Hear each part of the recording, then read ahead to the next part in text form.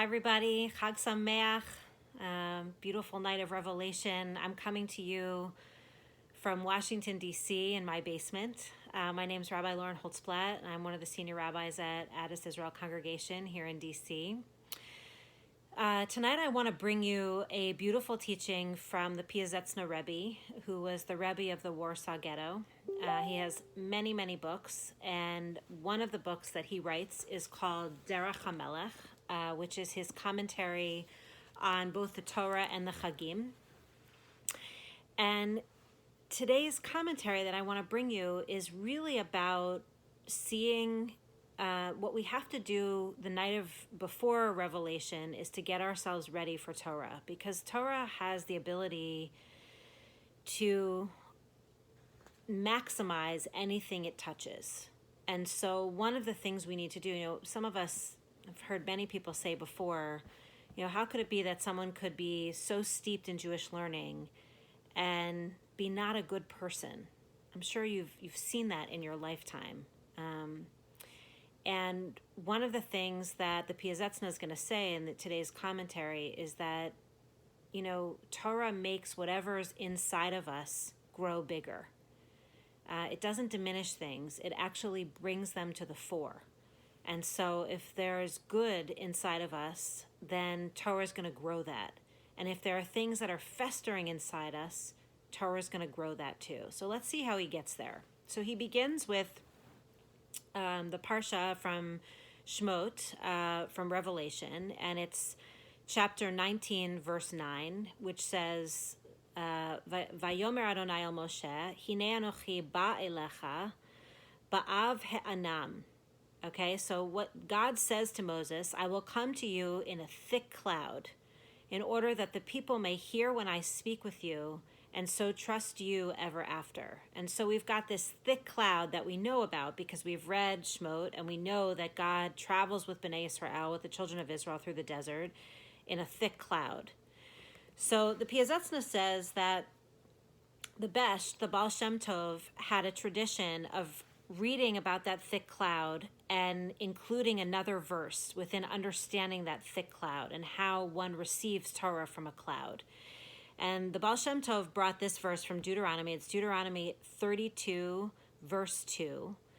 And it's actually from Moses' final poem from Ha'azinu.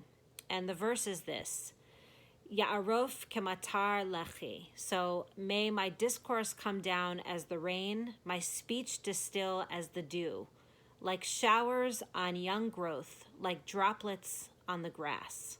Okay? So he takes that cloud image, and the Baal Shem Tov adds this verse from Deuteronomy saying, my words, right, my discourse, the things that I'm my words that I'm going to speak to you are going to come down just like rain, kematar, just like rain. And my speech is going to land like the dew, right?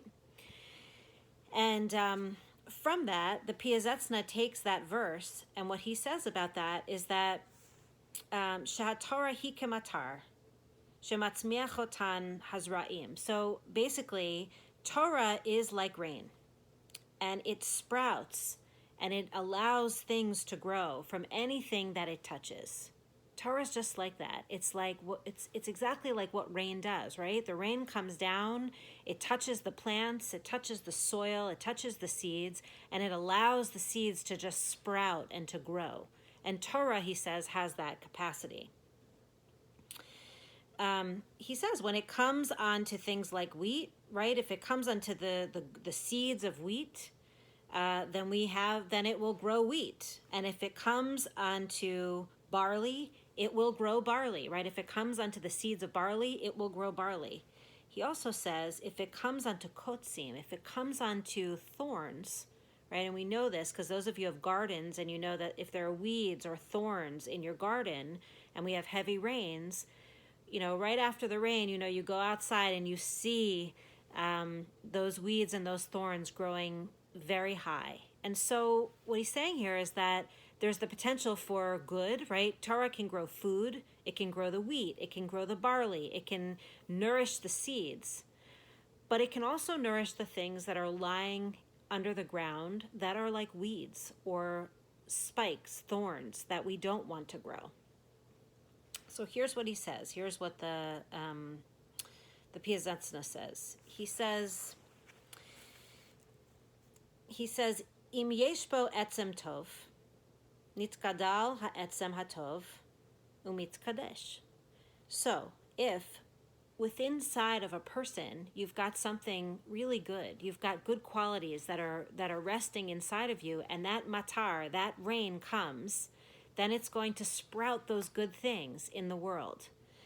But if chas v'shalom bo shoresh lo tov, if someone has a part of themselves inside that is less than good, it's going to sprout those negative qualities as well, because Torah is like matar, it is like rain, and it brings the quality of growth to whatever it touches. And so he says, right before Bnei Yisrael reached Har Sinai, what did they do? Ki berefidim amru hayesh Adonai bekirbeinu im ein. What did they do?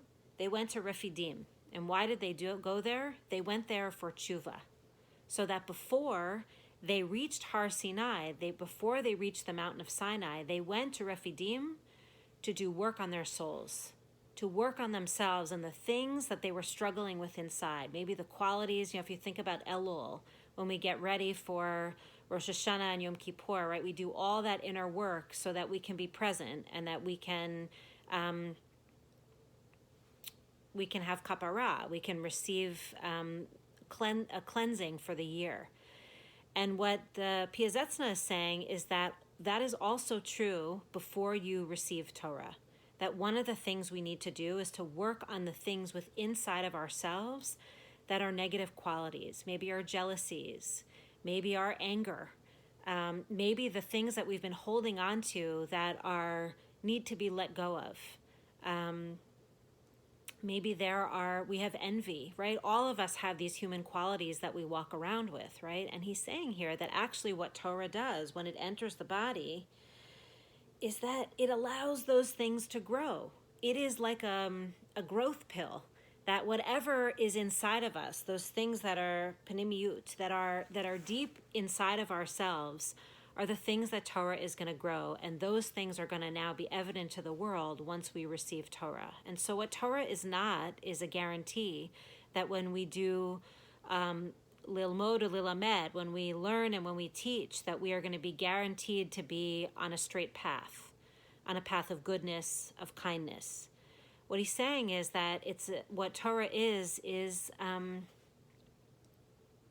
an opportunity for growth. And that whatever's happening on the deep inside of ourselves is the thing that's going to grow. And so the work of each one of us before Revelation, but even if you're receiving this piece of Torah on the evening of Revelation, is to do some tshuva, is to think about who we are in the world and who we want to be and what parts of ourselves we want to grow. And then when we learn Torah, the Torah will help us ignite the good into the world so that we can build a world that is kinder, that is resilient, and that is ready for tikkun, for deep fixing. I want to wish that for you. I want to wish you the space to do the tshuva that you need to do in this time. We've got lots of time these days in our social isolation. And I want to wish you the Torah of growth towards the pieces of yourself that are going to allow you to be who you want to be and who you are meant to be in the world. Chag Sameach.